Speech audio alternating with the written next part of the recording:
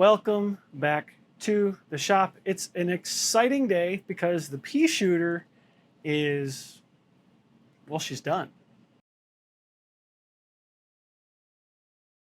Now, what I mean by done, I don't mean completely finished. I mean, she's ready to fly. And to some people, that means it's completely done. I'm never putting any more details ever again. And that is not me. There are things that I might discover along my path that I'm just like, you know what, that could use a little something more, and I'll add to it. And so it becomes an iterative project. And I like to say that scale modeling isn't done until you say that it's done. So this model is ready to fly, but it's not done. I've done other videos where I've said that a model is done, but usually that's like a sport scale model or something like that. So all of my models I try to maintain, and sometimes as part of that maintenance, I'll add something to it as well while I'm already in there. Sort of a while you're in there. Pretty self-explanatory. Let me go over the things that I've wrapped up since the last time that you've seen this project. For starters, the airplane is right side up. It may not seem like a big deal to you guys, but it is for me. Having the airplane right side up and all put together is a massive, massive undertaking. So yes, all the javelins are done at this point, and I've made sure to do some fine tuning and adjustment to make sure that they're the right tightness that I want. And I think it's going to work out great. So additional details, I've tightened up the propeller at the front here, and that way everything is cinched up, ready to go. Additionally, I have constructed a sighting tube, and that's just made out of some styrene tubing and a couple of sewing pins.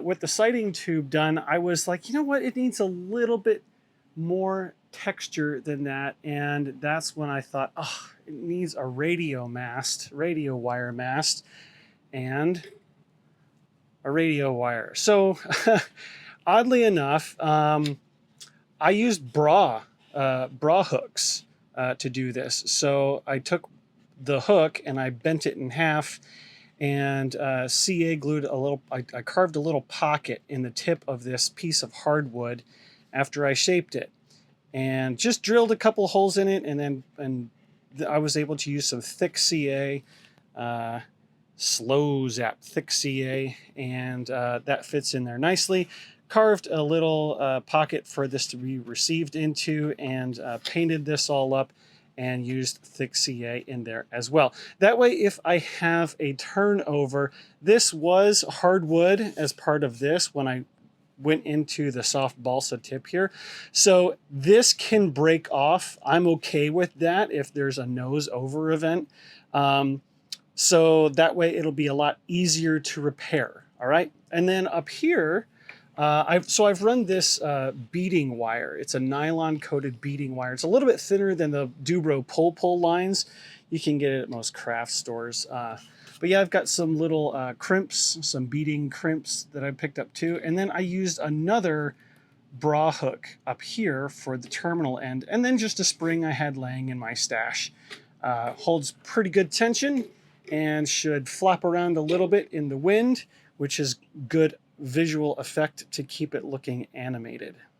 Now, you guys know me that I really like to do lots of different details and learn new things. And part of the reason that I really wanted to focus on this project is because of these wires.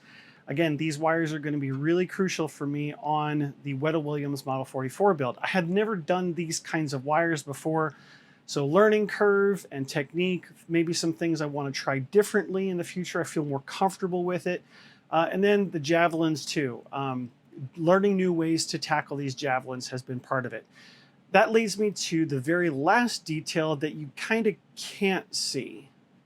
So in addition to these javelins up here and down here, There's also one in the cross section between the exit here. And so this is a 3D printed part, and I've got some pictures I can insert here. But really what I've done is taken this shape that I drew up in Fusion and cut it into 4 pieces, and then printed each of the 4 pieces, glued 2 halves together around the wires on each side.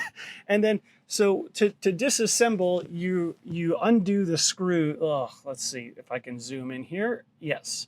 So you undo the screws, and these 2 halves will come apart and they'll slide on these. And that way I can remove these wires to make the 2 wing halves come apart. So there's a split here in the wing, split here in the wing, and that way these 2 halves can come apart. Oop. Looks like I already have a repair to do. That's no big deal, but something to note. So while I have most everything done, the problem is the wind, the weather. It's awful right now. If you didn't notice in my last video, up in the window, the trees were like way blowing in the wind. So the weather has just been absolutely miserable here. It's going to be springtime. There's going to need to be cleanup at the field too. I've got flying season to get ready for, traveling to events, etc. So there's a lot of things yet to do while we wait for time to fly this. Do plan on flying it before I go to Ceph, just to get the jitters and work out some of the kinks, if there's any repairs that need to be done, like some wires that come loose that are weak.